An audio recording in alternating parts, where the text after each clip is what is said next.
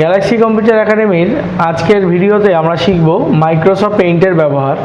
যদিও বিষয়টা খুব সহজ, কিন্তু বিগিনার ছাত্রছাত্রীদের জন্য পেইন্টের ব্যবহারটাও ভালো করে শেখা প্রয়োজন এবং তাদের খুব কাজে লাগবে। আমরা পেইন্ট খোলার জন্য স্টার্ট বাটনে ক্লিক করব। ক্লিক করার পরে এখানে যদি লিখি পেইন্ট, তাহলে আমরা প্রথমেই পেইন্ট অ্যাপ্লিকেশনটা পেয়ে যাব। এই পেইন্ট অ্যাপ্লিকেশন খুললে আমরা এখানে এই অ্যাপ্লিকেশন সফটওয়্যারে বিভিন্ন টুলের ব্যবহার করে আমরা ছবি আঁকতে পারি এবং সেই ছবিটাকে ড্রয়িং করার পরে সেভ করে রাখতে পারি এবং ছবির মতো ব্যবহার করতে পারি। এই পেইন্ট আরও একভাবে খোলা যায়। আমি যদি এটাকে এখান থেকে ক্লোজ করে দিই, তাহলে আমি আরও একভাবে খুলতে পারি। সেটা হচ্ছে কিবোর্ড থেকে উইন্ডোজ এবং আর বোতাম প্রেস করলে এখানে দেখবো রান কমান্ড লেখার জায়গা আসবে। তো এখানে ছোটো হাত বড়ো হাত যে কোনোভাবে লিখলেই হবে। সোজাসুজি লিখে দিতে হবে এমএস পেইন্ট। এখানে আগের থেকেই লেখা আছে এমএস পেইন্ট। লিখে যদি আমি রান কমান্ড দিয়ে ওকে করি, তাও আমার মাইক্রোসফট পেইন্ট খুলে যাবে এবং আমি এখানে ড্রয়িং করতে পারবো।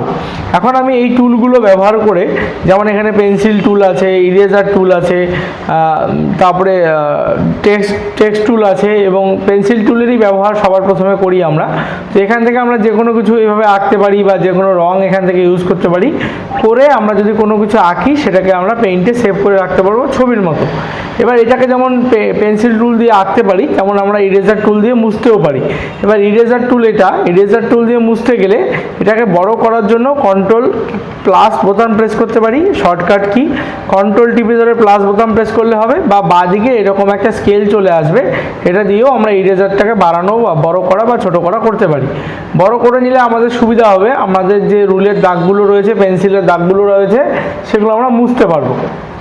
এবার যদি আমরা এই যদি কোনো কিছু আঁকতে চাই, যদি ছোট করেও কিছু আঁকতে চাই, তো আমি চাইলে এখান থেকে বিভিন্ন শেপগুলোকেও ব্যবহার করতে পারি। তো এখানে যেমন রেক্ট্যাঙ্গুলার শেপ রয়েছে, সার্কেল রয়েছে বা ওভাল রয়েছে।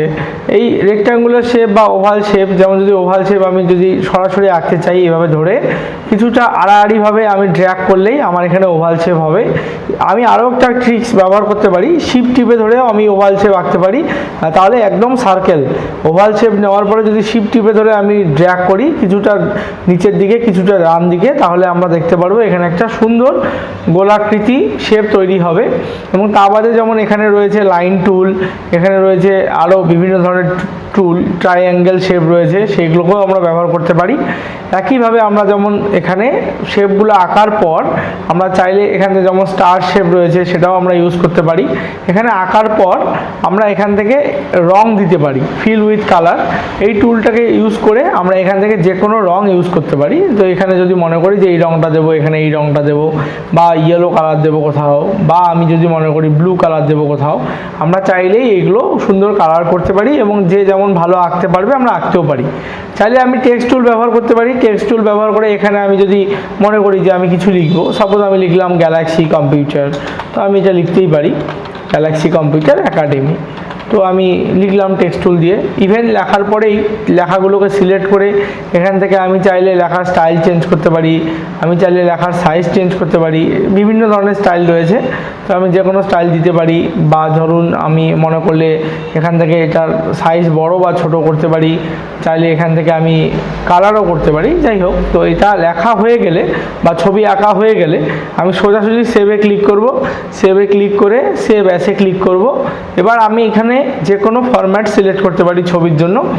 বেশিরভাগ ব্যবহৃত হয় জেপিইজি বা পিএনজি, তো আমি জেপিইজি করব। জেপিইজি করার পরে আমাকে জিজ্ঞেস করবে যে আমি কোন লোকেশনে এই ছবিটাকে সেভ করতে চাই। তো আমি ডেস্কটপ, কমন লোকেশন বা ডাউনলোড বা ডকুমেন্ট যে কোনো জায়গাতেই সেভ করতে পারি। আমি সুবিধার্থে ডেস্কটপ সিলেক্ট করব। আমাকে জিজ্ঞাসা করবে ফাইল নেম। ফাইলের নেম আমি যে কোনো দিতে পারি। যদি আমি মনে করি যে আমি এমনি প্র্যাকটিস করেছি, তো আমি এই ফাইলের নাম দেবো প্র্যাকটিস। তো এখানে আমি একটু ভালো করে লিখি PRACTIC, প্র্যাকটিস লিখে ডেস্কটপে যদি আমি এটাকে সেভ করি, তাহলে আমার এই ছবিটা সেভ হয়ে যাবে।